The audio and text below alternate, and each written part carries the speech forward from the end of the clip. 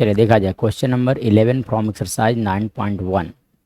क्या दिया गया है? A TV tower stands vertically on a bank of a canal. मतलब एक कनाल है जिसके बैंक मतलब किनारा पर, ठीक है ना। बैंक मतलब क्या होता है? किनारा पर, ठीक है। जिसके किनारे पर है ना, फ्रॉम एक टीवी टावर है।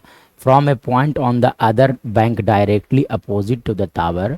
टावर के जस्ट अपोजिट जो बैंक जो किनारा है उसके जस्ट अपोजिट साइड से the angle of elevation of the top of the tower is 60 degree. अब उसका जो एंगल ऑफ एलिवेशन पाया जाता है that is 60 degree from another point 20 metre away from this point. अब इस पॉइंट से जैसे देखो आप समझ सकते हो, a TV tower stands vertically on a bank of a canal. Suppose this is air BC जो आप देख रहे हो, दिस इज कनाल। ये क्या है?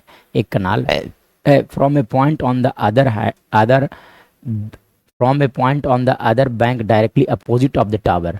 अब देखो ये बीसी एक टावर है, समझ लो कि आप बीसी एक टावर है, सॉरी बीसी एक कनाल है। अब अगर यहाँ पर टावर है तो इसके अपोजिट बैंक, तो इस किनारा पर ये टावर का जो है, ये कैनाल का जो है वो क्या है?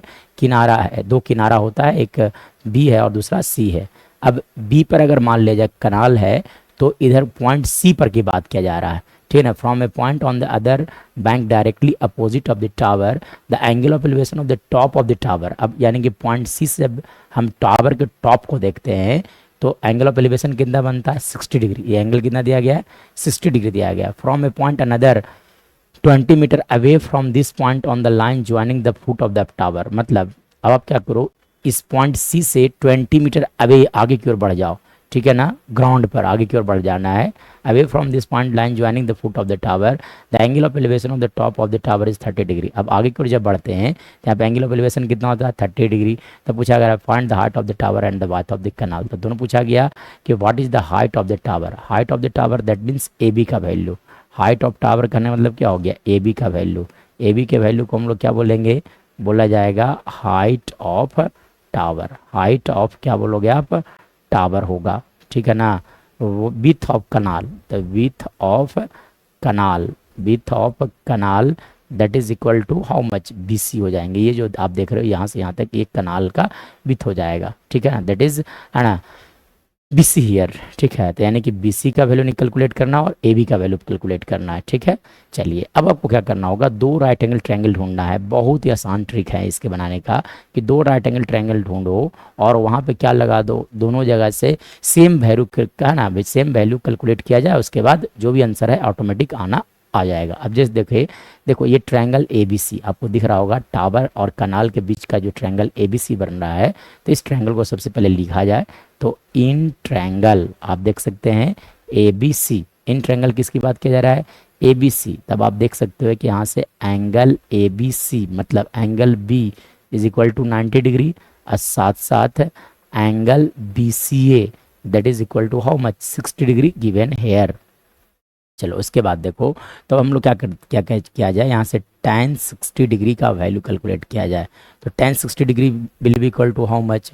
तो tan 60 डिग्री मतलब देखो ये जो हो गए वो हो गया आपका पर है ना एंगल हो गया, रेफरेंस एंगल आपका हो गया 60 डिग्री। अब देखो इस रेफरेंस एंगल का अपोजिट साइड मतलब A B, this will be और परपेंडिकुलर और ये हो जाएंगे आपका बेस। यानी कि यहाँ से आप लिख सकते हो P बाई बी मतलब ए बी बाई लिखा जा सकता है ना, BC लिखा जा सकता है। नाउ चलो अब tan 60 डिग्री का वैल्यू कितना होता है? एवरीवन नोज √3 होता है ना। AB नहीं मालूम है, BC भी नहीं मालूम है। अब चलो देखो तो एक ट्रायंगल ABC है और एक और राइट एंगल ट्रायंगल कौन सा है? दैट इज ABD है। दोनों में कॉमन क्या है? AB, इसलिए हम लोग दोनों जगह से AB का वैल्यू कैलकुलेट कर लिया जाएगा। तब आप लिख सकते हो AB इजकल टू लिखा जाएगा आपका 3BC। AB इजकल टू क्या लिख सकते हैं आप? √3BC लिखा जा सकता है। So you can write here AB equal to √3 times of BC। ये कंडीशन नंबर कौन सा हो गया? पहला। फिर देखो अब कौन से ट्रायंगल में आ जाओ, ये ट्रायंगल में आ जाओ आप ABD ट्रायंगल में, ठीक है।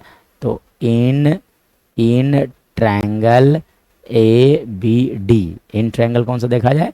ABD, angle ABD that is equal to how much? 90 degree. Angle ABD कितने हैं? 90 डिग्री। साथ साथ आप देख सकते हो कि angle ADB that is equal to 30 degree.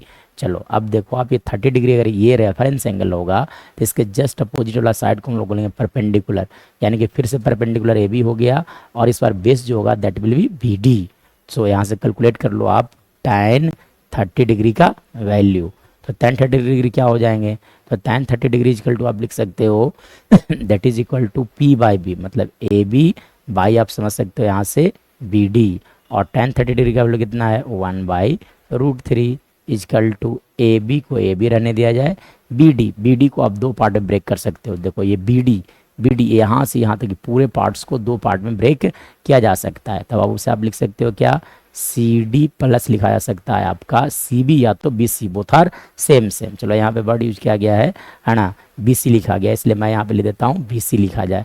तब आप लिख सकते हो यहाँ से सी डी प्लस लिख दिया जाए बी सी। नाउ इसके बाद अगर बात किया जाएगा तो आप क्रॉस मल्टीप्लाई करोगे तो √3 A B that will equal to how much, that will be equal to C D plus B C. चलिए तो √3 ए बी को एज इट इज रहने दिया जाए, सी डी देखो आप कितना दिया गया है 20 प्लस हो जाएंगे आपका बी सी। चलो ये हो गया कंडीशन नंबर 2, ठीक है। अब क्या करना है, दोनों कंडीशन से ए बी का एक काम किया जाए, ए बी का वैल्यू कैलकुलेट कर लो कि दोनों जगह पे सेम वैल्यूज कैलकुलेट करना होता है, ठीक है।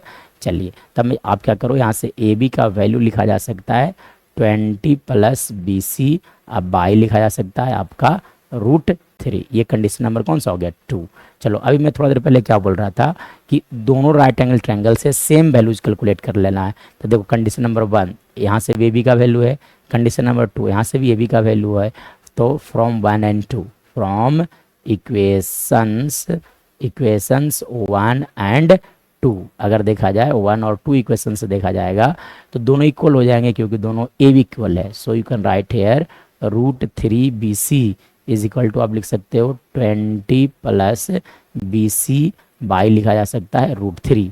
सो क्रॉस मल्टीप्लाई कर लिया जाए, जब आप क्रॉस मल्टीप्लाई करोगे तो वो लिखे जाएंगे √3 इंटू लिखा जाएगा आपका √3 B C that will equal to 20 plus B C. So √3 into √3 that is equal to 3 B C minus B C that is equal to 20। So you can write here 22 B C. क्या लिखा जा सकता है अब आप लिख सकते हैं यहाँ से 2 बी सी इक्वल टू लिखे जाएंगे आपका 20। सो बी सी का वैल्यू आ गया यहाँ से 10 metre, sorry you can write here 10 metre हो जाएगा, यानी कि बी सी का वैल्यू कितना आ गया 10 मीटर। और बी सी है क्या एक्चुअली में, what is B C given है यार, बी सी। अब देखो ये बी से सी कर देखो, यहाँ से यहाँ तक ये क्या था, कनाल था, क्या था, canal. So the width of the canal will be 10 metre. You can say from there that the width of the canal will be how much, 10 meter. So you can write here that hence width of canal that will be equal to how much, 10 metre. Now अब पूछा गया था कि height of the tower क्या होगा। तो देखो figure में अगर आप देखोगे तो टावर कौन सा था, टावर का जो हाइट होगा that will equal to A B. अब देखो यहाँ से तो ए बी का वैल्यू इक्वेशन नंबर 1 से देख सकते हैं आप, that is equal to √3 B C.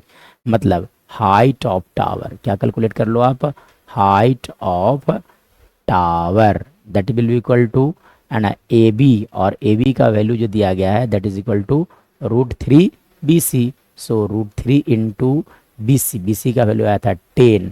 So the height of the tower will be 10√3 metre.